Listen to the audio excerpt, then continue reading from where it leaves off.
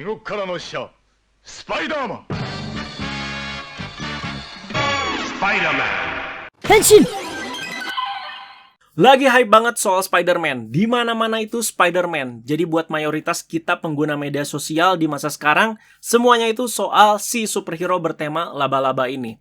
Ini pastinya karena imbas penayangan movie Spider-Man yang berjudul No Way Home di bulan kemarin, terutama Desember 2021. Dan menurut Ane memang movie satu itu tuh benar-benar pecah banget ya. Jadi benar-benar pecah abis itu di kalangan fans-fans Marvel maupun orang awam.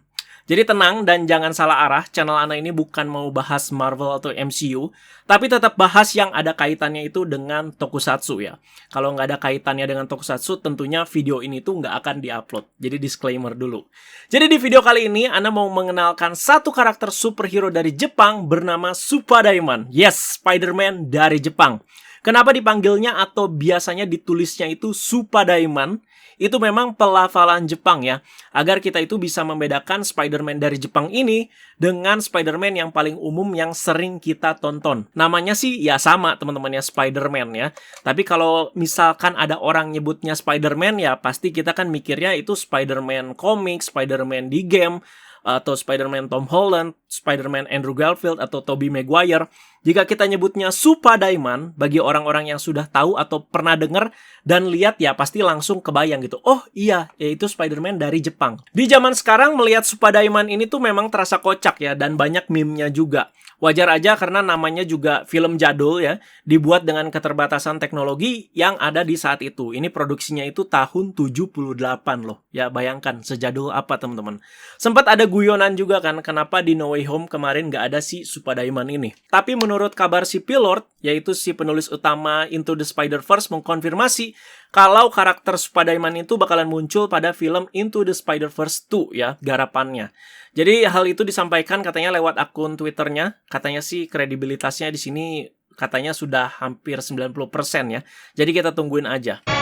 Spider-Man. Jadi di sini Anda bakal langsung aja kasih tahu soal si Suppadaiman ini.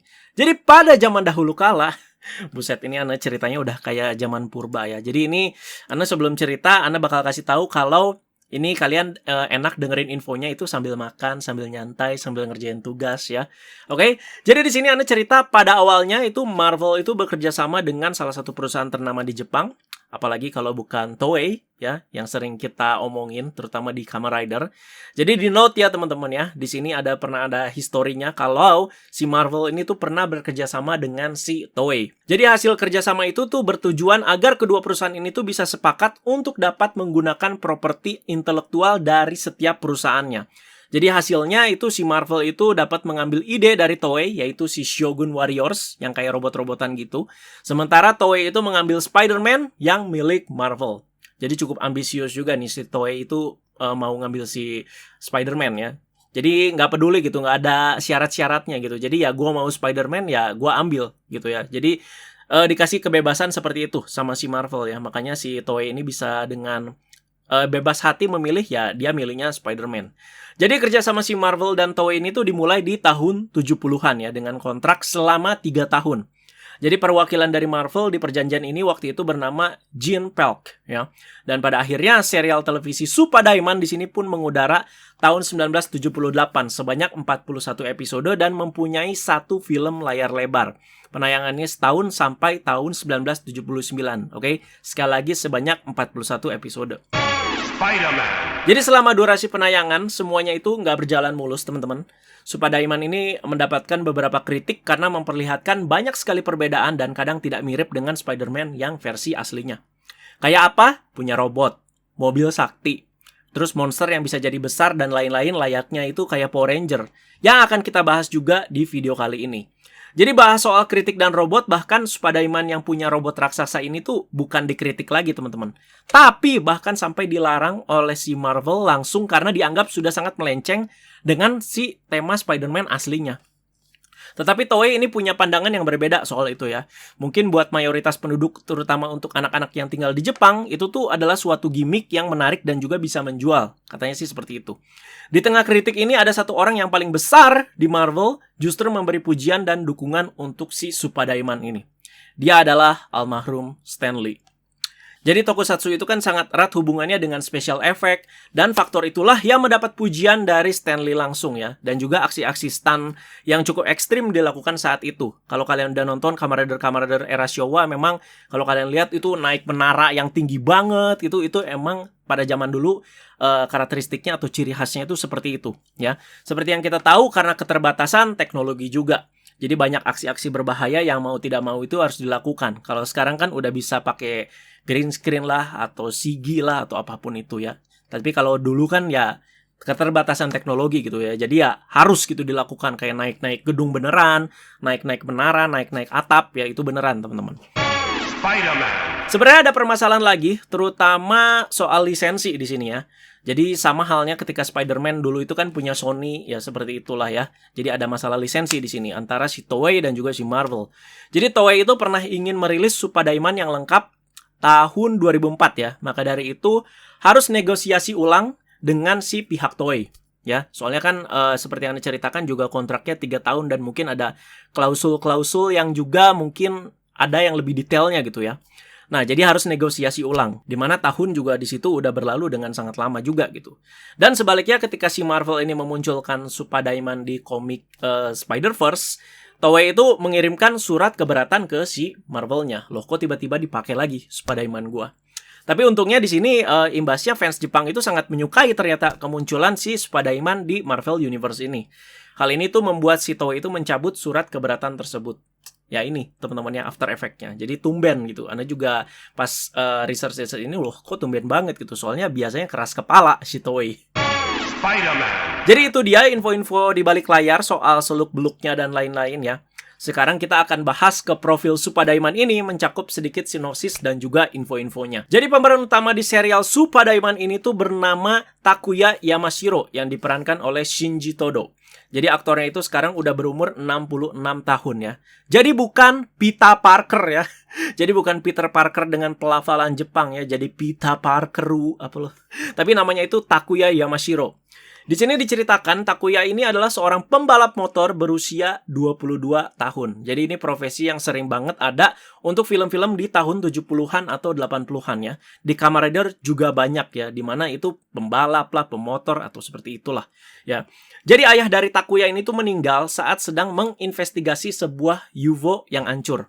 Dari situlah ia kemudian tahu bahwa UFO tersebut sebenarnya adalah sebuah pesawat luar angkasa yang bernama Marveler yang berasal dari planet Spider. Jadi ada planetnya di sini ya.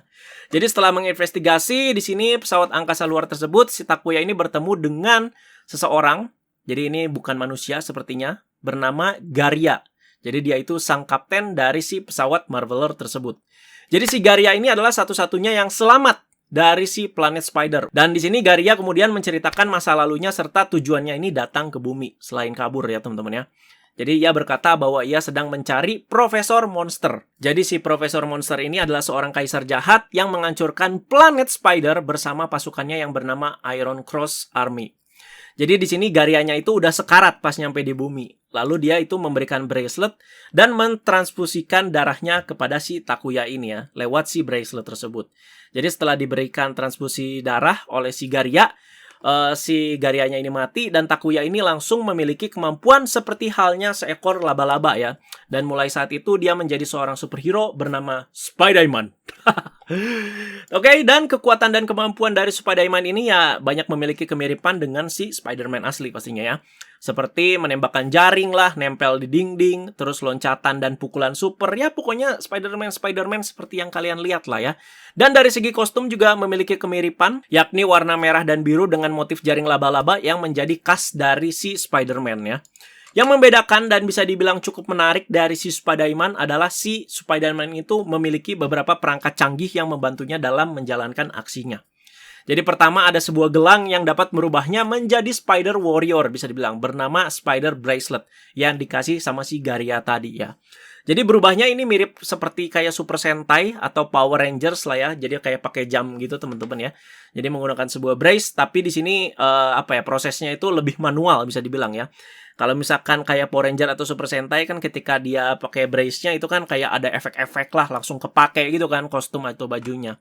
Jadi menurut Anda bagian berubahnya cukup lucu sih si Superdaiman ini.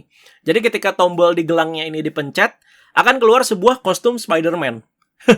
Lucu gitu ya, kayak kain keluar gitu ya, kayak nyembur gitu kainnya ya. Lucunya ini ada pas bagian sletingnya dinaikin, wek gitu. Jadi kostum Spider-Man ini juga memiliki nama, yaitu Spider Protector ya. Jadi kostumnya juga terlihat seperti kayak piyama anak-anak yang biasa lu beli di pasar baru ya.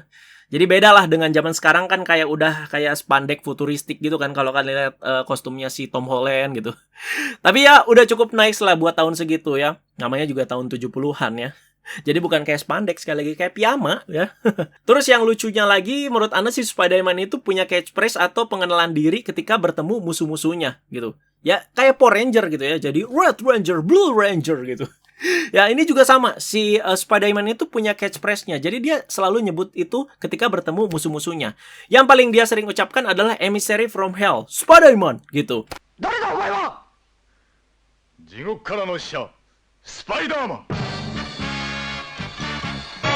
Spider-Man.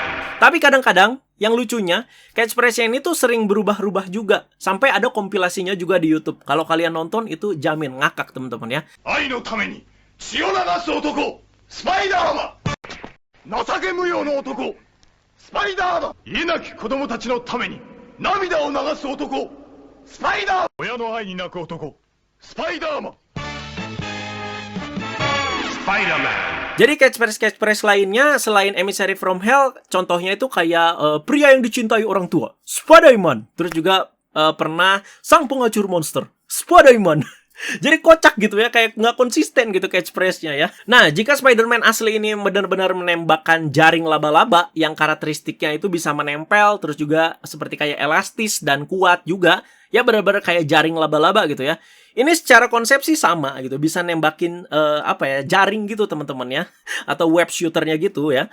Tapi Spider-Man itu jaringnya itu seperti tali tarik tambang yang ia gunakan untuk berayun di gedung-gedung. Emang benar-benar kocak ini bener ya. Nah, Spider-Man juga memiliki mobil super yang bisa terbang bernama Spider Machine GP7. Yes, sekali lagi Ana bilang kalau mobil ini tuh bisa terbang. Ada nggak Peter Parker? Peter Parker aja disupport sama Stark Industry ya. Si Peter Parker yang versi Tom Holland. Nggak ada mobil terbang, Mbak. Ini ada mobil terbang ya, bernama Machine GP7. Jadi di sini selain bisa terbang, dia itu punya banyak peralatan senjata canggih di dalamnya. Seperti machine gun, ada juga missile launcher. Gila gitu ya. Dan yang paling hebat dan kerennya, Spider-Man itu punya robot raksasa atau nama keren dan familiarnya itu ya Megazord lah ya teman-teman ya, yang digunakan si Spider-Man ketika monster-monster dari si Iron Cross Army ini menjadi raksasa. Bisa jadi gede loh ya. Jadi secara konsep monsternya aja ini seperti Power Ranger ya. Jadi nama robotnya ini dalam mode spaceship itu bernama Marveler ya. Jadi ini tuh spaceship yang digunakan si Garia tadi yang Ana udah ceritakan di atas ya. Jadi berat spaceship ini juga bisa mencapai 25.000 ton. Dan ada motif kepala leopard di atasnya. Namanya Marveler ya. Marvel banget. Nah, Marveler ini tuh bisa berubah menjadi robot yang siap tarung bernama Leopardon. Jadi Spider-Man itu kan temanya laba-laba, robotnya singa. Maunya apa gitu. Ini paling epic sih menurut Ana ya. Benar-benar seperti kayak konsep Power Ranger. Punya robot raksasa. Dan dikendarain sama si Spider-Man itu ya.